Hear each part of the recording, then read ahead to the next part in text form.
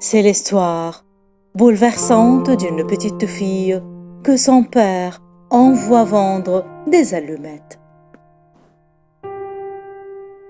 Par un soir d'hiver, la voilà dehors, qui erre dans les rues obscures de la ville.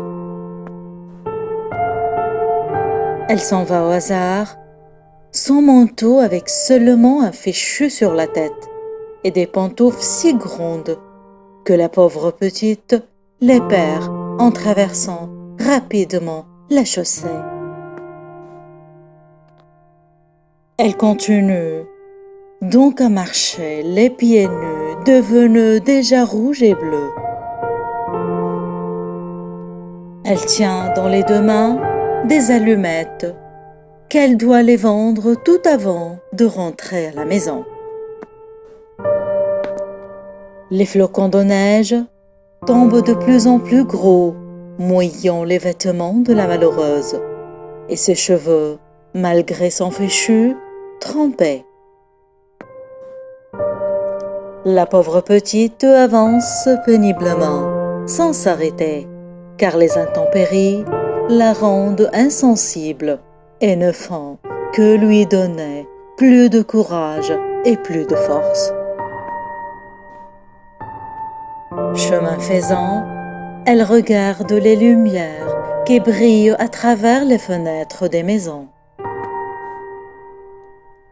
Elle songe au bonheur des gens qui sont à l'intérieur, bonheur d'être au chaud, de célébrer le soir de réveillon et de se régaler des plats succulents. C'est la veille du jour de l'an, se dit-elle tristement. Ils ont de la chance de faire la fête et de manger à leur faim. Elle voit une table garnie de 1000 plats fumants et délicieux, une dinde rôtie et des bougies qui illuminent le tout. Elle arrive même à sentir des odeurs appétissantes qui lui chatouillent agréablement les narines. Après ce beau rêve, elle revient sur terre. Elle retrouve la douloureuse réalité. Alors, elle choisit un coin entre les maisons et s'assoit, épuisée, les jambes repliées sous sa robe mouillée et les pieds nus et gelés à même le sol glacial. Elle grelotte de froid et pense à sa maison où il fait aussi froid. Elle voudrait y retourner, mais elle n'ose pas le faire malgré tout, de peur d'être battue par son père, car elle n'a pas vendu une seule allumette depuis qu'elle est sortie de chez elle.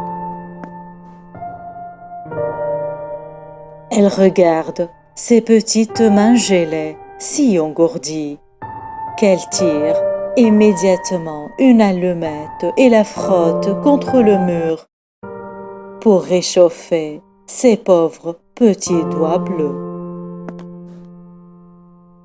Aussitôt, l'allumette brûle et une petite flamme éclaire son visage, faisant apparaître des petits yeux pétillants.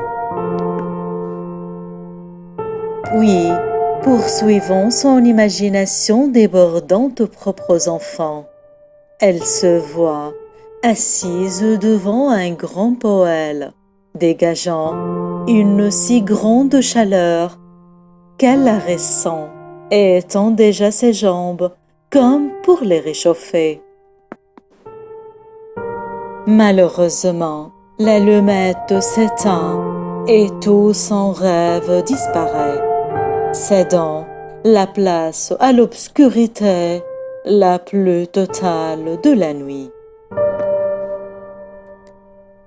Elle frotte vite une deuxième allumette qui éclaire aussitôt une partie du mur contre lequel elle est appuyée, et voilà qu'elle se remet à donner libre cours à son imagination grandissante.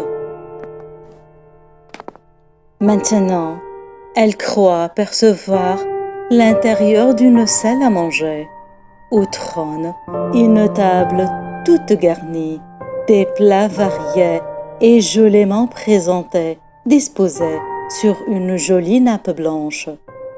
Une croustillante dinde rôtie, des desserts de tout genre, le tout éclairé par des grandes bougies. Mais, hélas, son rêve ne dure pas longtemps.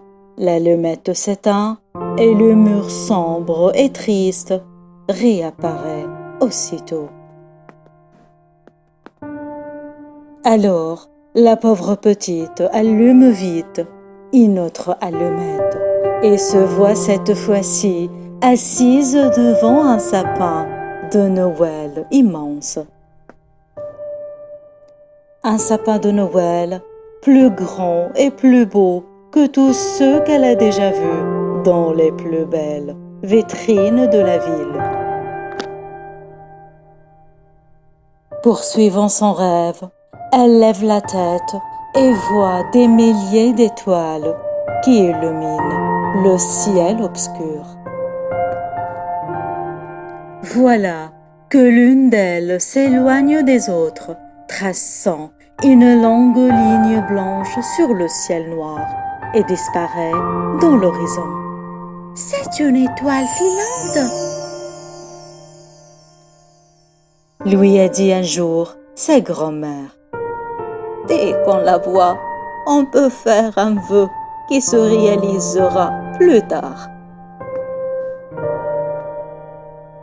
Mais la fillette n'a pas le temps d'exprimer un vœu, car, comme les autres fois, l'allumette ne tarde pas à s'éteindre et s'éteignent avec elle tous les beaux rêves. Prenant goût au jeu d'imagination comme tous les enfants, la petite fille frotte immédiatement une allumette contre le mur et la voilà entourée d'une lueur magique, apercevant sa grand-mère décédée au milieu d'un léger nuage blanc qui flotte dans l'air. Peu à peu, le visage de la grand-mère apparaît de plus en plus net, exprimant le bonheur et la joie. « Grand-mère !» supplie la pauvre petite. « Prends-moi avec toi, ne pars pas. L'allumette va bientôt s'éteindre. » Tout à coup, une idée géniale lui traverse l'esprit. Elle frotte cette fois toutes les allumettes qui lui restent. Une lumière féerique extraordinaire. La fillette se sent alors en plein jour, admirant sa chair. Grand-mère, qui lentement s'approche d'elle et la prend dans ses bras. Alors, la pauvre petite éprouve un bien-être indescriptible. Elle n'a plus froid, elle n'a plus faim, elle oublie le poêle et sa chaleur, elle oublie la dinde rôtie, le magnifique sapin de Noël. Elle est tout simplement heureuse, jusqu'au moment où s'éteignent toutes les allumettes, l'une après l'autre, et notre pauvre enfant, désespérée, épuisée, s'allonge péniblement sur le sol, à demi inconsciente. Le lendemain, jour du Nouvel An, au petit matin, des gens passant par là l'aperçoivent, inanimée, et elle essaye par tous les moyens de la réveiller, mais en vain, la petite ne se réveille pas. Fort heureusement, son père, qui n'a pas cessé de la rechercher durant toute la nuit, l'aperçoit à son tour, vite Il se baisse, la prend dans ses bras et la ramène à la maison. En chemin, il la serre contre lui pour lui communiquer un peu de sa chaleur humaine et la réchauffer. En marchant, une angoisse s'empare de lui. Il a peur de perdre sa petite. Il est à la fois désolé et honteux d'avoir fait travailler une si petite enfant, surtout par ce temps si dur. Arrivé enfin à la maison, il la couvre d'une grosse couverture et il allume un grand feu. Puis, il lui prépare une boisson bien chaude. Une fois réchauffée, la fillette ouvre les yeux et commence à se sentir de mieux en mieux. Depuis ce jour-là, le père se promet de ne plus faire travailler sa fille chérie et de subvenir à ses besoins. Il a bien compris que c'est au père de travailler et non pas à son enfant. Le voilà devenu un père modèle qui promène sa fille chérie.